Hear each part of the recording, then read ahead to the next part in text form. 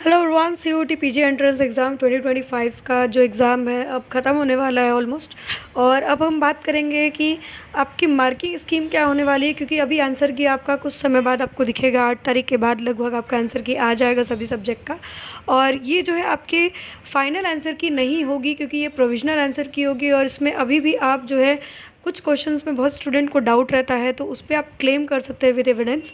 और उसके लिए पर्टिकुलर 200 रुपये पर क्वेश्चन आपको फ़ीस देनी पड़ती है एनटीए को, और जिससे कि आपके स्कोर के बढ़ने के चांसेस यहाँ पर रहते हैं। तो ये वीडियो इंपॉर्टेंट होने वाला है, लास्ट तक देख लीजिएगा। चैनल को ज़रूर सब्सक्राइब कर लीजिएगा, बेल आइकन प्रेस करना नहीं भूलिएगा। टेलीग्राम ग्रुप ज़रूर ज्वाइन कर लीजिएगा, लिंक मैं डिस्क्रिप्शन में दे रखा है। तो अगर हम बात करें यहाँ पर जो आपका एग्ज़ाम है आपका लगभग ख़त्म होने वाला है, और यहाँ पर आंसर की आपके 8 तारीख के बाद पब्लिश हो जाएगी। और जो रिज़ल्ट है वो आपके लास्ट अप्रैल तक और फर्स्ट वीक ऑफ जो है मई में आपका जो है एग्ज़ाम आपका आंसर की रिज़ल्ट आपका पब्लिश हो जाएगा, और उसी समय आपका फाइनल आंसर की भी आ जाएगा। अब हम बात करेंगे जो काउंसलिंग की प्रक्रिया है, मई भर चलेगी, जून तक चलेगी, और जुलाई से आपका क्लास जो है स्टार्ट होगा। कुछ यूनिवर्सिटी जो है आपके अगस्त से शुरू करेंगी, बट मोस्टली यूनिवर्सिटी जो आपकी क्लासेस है वो आपकी जुलाई 1 से स्टार्ट कर देंगी। तो अगर हम बात करें यहाँ पर जब आपके आंसर की आती है, प्रोविजनल आंसर की आती है, तो कुछ स्टूडेंट को बहुत डाउट रहता है कि क्वेश्चन आपके रॉन्ग है। कभी कभी लगता है कि एक से ज़्यादा ऑप्शन यहाँ पर करेक्ट है, तो उस केस में क्या मार्क्स यहाँ पर बढ़ने के चांसेस रहते हैं, तो इसके विषय में डिटेल में जानेंगे। तो अगर हम बात करें आपका जब आपने क्वेश्चन अटेम्प्ट किया होगा, आप सभी को पता है इस बार टाइम रिड्यूस हुआ, और आपने देखा होगा कि हर क्वेश्चन पे आपको 4 मार्क्स यहाँ पर दिए जाएंगे।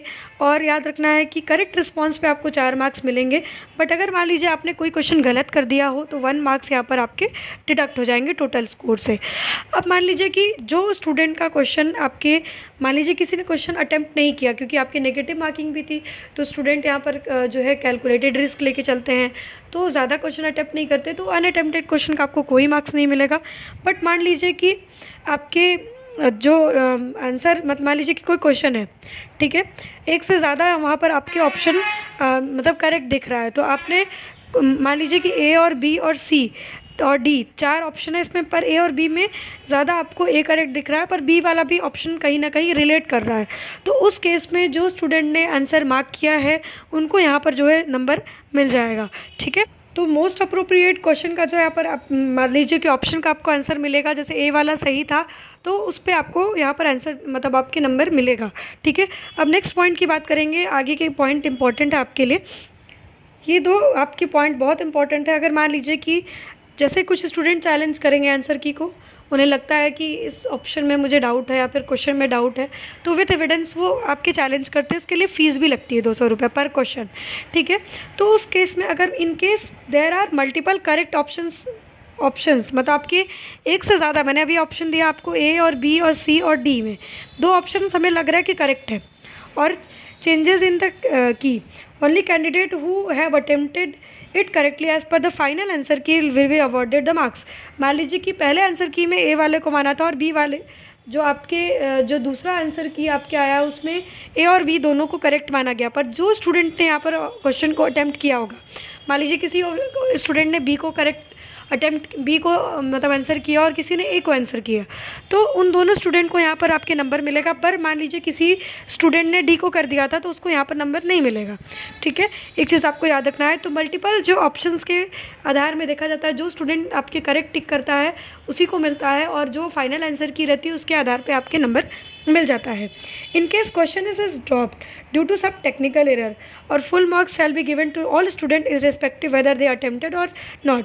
मान लीजिए कि क्वेश्चन को ड्रॉप्ड मान लिया गया, क्योंकि कभी कभी क्या होता है कि एनटीए क्वेश्चन को गलत आपकी दे देती है, या फिर ऑप्शन सी क्वेश्चन को रिलेट नहीं कर पा रहे हैं, तो उस केस में आपके क्वेश्चन को ड्रॉप्ड मान लिया जाता है, और उसका सारे लोगों को मार्क्स दिया जाता है। जैसे आप लास्ट ईयर के पेपर में, बहुत सारे पेपर में देखेंगे कि एक जब आंसर की आप देखेंगे तो 1-2 क्वेश्चन पे ड्रॉप लिखा है, तो उसका मतलब है कि वो 4 मार्क्स सबको मिलेंगे। ठीक है, अगर आपके पेपर में 2 क्वेश्चन पे ऐसा ड्रॉप लिखा हुआ है तो 8 मार्क्स सभी को कॉमन दिए जाएंगे। ठीक है, अगर उसने क्वेश्चन किया है नहीं किया है, तो ये चीज़ें आपको याद रखनी है। आपके पता है कि आपका एग्ज़ाम 2 से 3 शिफ्ट में कंडक्ट हो रहा है, but there is no normalization, आपके रॉ स्कोर आपका आएगा। ठीक है, और लैंग्वेज के आधार पे बात करें तो जैसे मान लीजिए कि हिंदी और इंग्लिश में अगर आपको इंग्लिश वाला क्वेश्चन, मतलब आपके इंग्लिश वाले आधार पे आपको आंसर करना है, अगर मान लीजिए आपको हिंदी वाले में कोई इशू आ रहा है तो आपके इंग्लिश वाले का आंसर करेक्ट माना जाएगा। ठीक है, तो ये आपको याद रखना है, ये आपके मार्किंग स्कीम रही। अब याद रखना है कि जब आपके अभी आंसर किया आएगा तो रिस्पॉन्स शीट आपको मिलेगी, आप लॉगिन करेंगे, उसके बाद आप अपना रिस्पॉन्स शीट भी डाउनलोड करेंगे, आपके जो है रजिस्ट्रेशन नंबर को डाल करके, डेट ऑफ बर्थ को डाल करके आप अपनी response sheet as well as answer key को आप मैच करोगे, उसके बाद अपना स्कोर चेक कर पाओगे। ठीक है, और जो जिस क्वेश्चन में आपको डाउट रहेगा उसके आधार पे आप जो है आप विथ एविडेंस आप अपने जैसे बुक्स का एविडेंस लगा करके, जहाँ पर आपके मतलब एक अच्छा सोर्स हो उसको आप टैग करके एनटीए को भेजोगे। बट उसमें जो है मार्क्स के बढ़ने की पॉसिबिलिटी कम रहती है, बट स्टूडेंट क्लेम करते हैं, क्योंकि कभी कभी क्या होता है कि बहुत सारे स्टूडेंट ऐसे होते हैं जिनका जो है 210 मार्क्स आ रहा हो और उनका कम से कम जो है 20-30 नंबर कम हो जाता है, तो वैसे स्टूडेंट क्लेम करते हैं। ठीक है, बट इसके लिए आपके पास मतलब एक अच्छा जो है साक्ष्य होना चाहिए, यानी एविडेंस होना चाहिए, जिससे कि आप क्लेम कर पाओ, यानी चैलेंज कर पाओ आंसर की को। ये चीज़ें आपको याद रखनी है। तो ये आपकी मार्किंग स्कीम रहा। अब काउंसलिंग जो है आपके जब शुरू होगा, इसके बारे में सारी इन्फॉर्मेशन इस चैनल पे आप सभी को मिलती रहेगी। चैनल को ज़रूर सब्सक्राइब करके रखिएगा, बेल आइकन प्रेस करना नहीं भूलिएगा, और टेलीग्राम ग्रुप ज़रूर ज्वाइन कर लीजिएगा। Stay connected and do share with your friends जो भी आपकी तैयारी कर रहे हो।